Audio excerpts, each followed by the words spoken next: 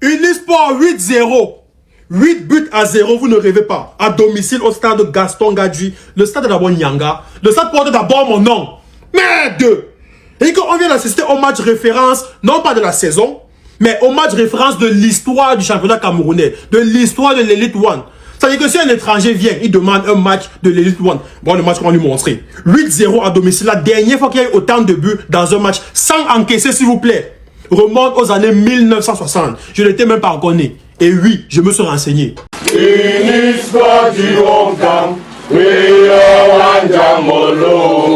Ils sont venus des 4 coins de France avec leur passion.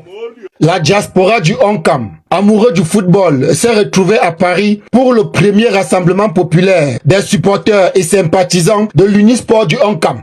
Organisé par François-Xavier Carmeni, l'ambassadeur de la zone Europe et premier vice-président national du Flambeau de l'Ouest, cette rencontre avait pour objectif mobiliser, recruter de nouveaux supporters et lever les fonds pour assurer le bon fonctionnement du club durant la prochaine saison et redorer le blason d'antan de l'Unisport du Oncam. Les amis, bonjour, j'espère que vous allez bien. Je vous viens aujourd'hui avec ce premier tour de partage. Nous allons démarrer avec Unisport de Bafang et le classement à la suite de la 17e journée de la MTN Elite One. 39 points, ça c'est le point engrangé par Unisport jusqu'ici à la fin de la 17e journée, suivi de Colombe du Sud avec 28 points, qui partage d'ailleurs le même nombre de points que Coton Sport, Dynamo de Douala, et suivi en 5e position par Canon de Yaoundé, 27 points.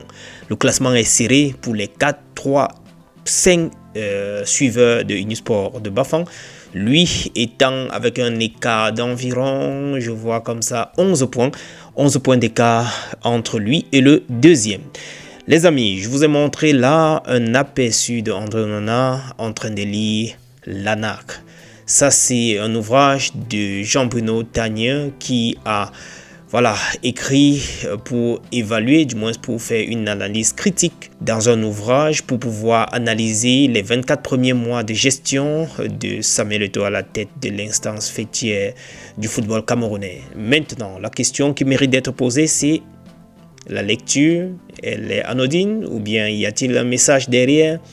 C'est la question qui mérite d'être posée. J'ai l'impression que ça ne s'arrêtera jamais. Bref, j'ai dit seulement ça et je ne dis plus rien. Entre-temps, Samuel Eto'o était de l'autre côté au Stade de France en train de suivre le concert de Fally Ipupa en toute sérénité. Il a d'ailleurs été annoncé dans le eFootball anciennement appelé Pro Evolution Soccer. Voilà, il a été annoncé comme ça depuis le mois d'avril qu'il devait faire donc partie des légendes qui vont figurer là-dedans, les légendes de la FC Barça. Et voilà, ça ne surprend personne, sachant la carrière que a d'ailleurs livré ce Goliath camerounais. Bref, c'était un petit partage que je voulais faire en ce qui concerne ce sujet-là. Unisport de Bafang, pour revenir encore une fois de plus sur lui, nous donne rendez-vous pour la 18e journée. Ce sera face à Canon Sportif de Yaoundé. Ce sera au stade de Bafang le samedi prochain.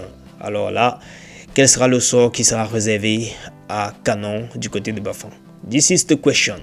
Les amis, c'est Rigobertson qui invite les parents à envoyer les enfants rêver, du moins, qu'ils viennent s'inscrire afin de pouvoir avoir la chance peut-être de devenir aussi des capitaines demain. Il dit donc, chers parents, faites preuve de Hemley, engagez vos enfants dans l'aventure et inscrivez-les aux détections dans ma fondation pour forger les futurs capitaines de demain. Rendez-vous dans l'un de nos points d'inscription. Excellent début de semaine, c'est de ça qu'il s'agit. Nous avons là quelques points, Bétois, Yaoundé et Douala, avec quelques quartiers qui sont cités sur le flyer. Vous avez l'occasion de voir ça circuler. Les amis, nos jeunes Lions U17 sont du côté du Maroc depuis hier. Vous voyez là quelques images. Les Lions sont donc installés du côté du Maroc et c'est dans la ville de Djadida, une ville périphérique de Casablanca, nous apprend Lion Indomptable officiel. À peine arrivé, le sélectionneur Alioune Sédou et son staff ont organisé une marche dans la ville au bord de la plage avant de retourner à leur hôtel où ils ont effectué quelques étirements au bord de la piscine. Jusqu'ici, aucun cas de blessure n'est signalé par le service médical des Lions cadets et c'est prévu ce lundi de faire donc une séance d'entraînement à 17h. Ce lundi est prévu une séance d'entraînement autour de 17h, une séance d'entraînement de leur stage d'acclimatation en terre marocaine. Je vais vous briefer régulièrement sur ce stage ou bien du moins sur ce séjour en terre marocaine en ce qui concerne les Lions U17. Les amis, nous allons placer un petit mot de Happy Birthday à notre Ballon d'Or version féminine. Il s'agit ici de Lise Fraîche qui était sacrée Ballon d'Or 2025. Je voulais suivre la suite de la réaction de ce supporter et fan de Unisport de Bafang.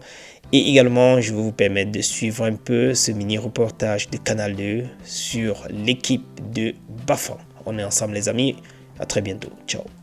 Merde, nous sommes injouables. Le match passé, on a gagné 6-0. Des gens ont dit sur les réseaux, non, c'est parce que l'adversaire a eu 2 cartons rouges et tout, j'en passe.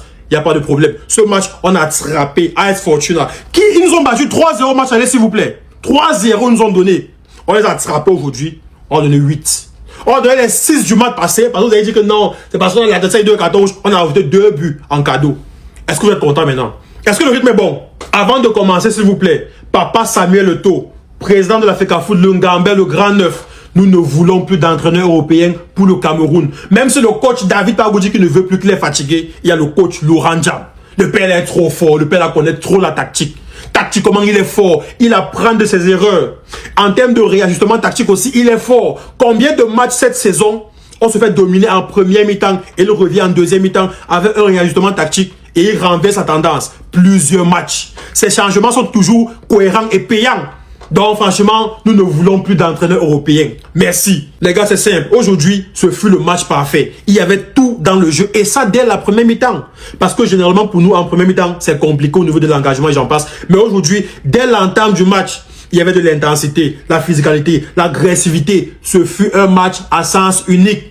Je vais même aller plus loin. Aujourd'hui, j'ai vu des choses dans le jeu de l'Unisport que j'ai rarement vu auparavant. La verticalité. Il y avait beaucoup de verticalité aujourd'hui, que ce soit de la gauche vers la droite ou bien de la droite vers la gauche. Beaucoup de verticalité qui passait par Kwame Mbappé. Je pense au but de Koloto, où il y a un contrôle, il temporise, il change de côté et frappe puissante dedans. Il y avait tellement de belles actions que je ne pourrais pas tout mettre dans cette vidéo. J'ai vu les dédoublements de latéraux. Les gars, aujourd'hui, le football était pimpant, cohérent. J'étais assis, je regardais le match, il dit que mais il y avait le Barça qui passait. Il dit que il faut que mais l'Unisport joue, on fait quand le Barça, quand l'Unisport joue. On mène 3, 4, 5, 6-0. Les gars continuent de presser haut. Les gars continuent d'être agressifs. Les remplaçants qui entrent et qui sont décisifs. C'est ça que je veux voir de mon équipe. Ce niveau d'exigence digne des grands clubs. Aujourd'hui, on marque 8 buts. Mais Dieu seul sait qu'il aurait pu avoir même 12 buts. Et que le gardien là a fait de ces arrêts. Ceux qui ont regardé le match, vous savez. C'est que c'était un match à sens unique. Ce fut une démonstration de force. Et le message est envoyé. L'objectif est de donner une grande visibilité à l'Unisport, de mobiliser la majorité des Oncamois et d'impulser les autres communautés dans tout le monde entier pour maintenir notre équipe en première division parce que l'équipe vient de monter en première division, en Ligue 1. Et donner des moyens que chacun cotise. Cette mobilisation a commencé le samedi 13 septembre par une conférence débat. François-Xavier Kameni a présenté son projet avant de prêter une oreille attentive aux propositions et aux préoccupations exprimées par les participants. Les anciens internationaux camerounais, Kwemaha Dorje Rostan, Sébastien Siani et Idriss Carlos Kameni, actuel entraîneur des gardiens de but des Lions Indomptables, se sont engagés à soutenir l'Unisport du Oncam. Un engagement apprécié et salué par les supporters. Très content de la mobilisation de ce soir.